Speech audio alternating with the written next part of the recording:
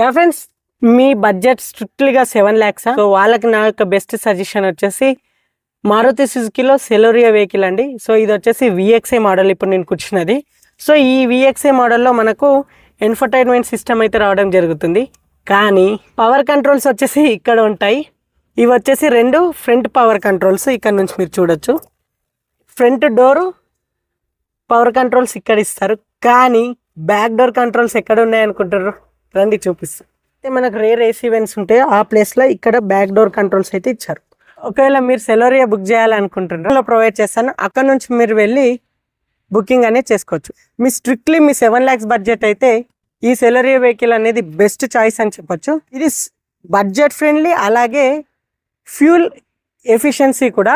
దీని యొక్క మైలేజ్ వచ్చేసి 25 నుంచి 30 అయితే క్లైమ్ అయితే చేస్తుంది. అది మీ స్పీడ్ని, మీ రైడింగ్ని బట్టి మైలేజ్ అనేది డిపెండింగ్ ఉంటుంది.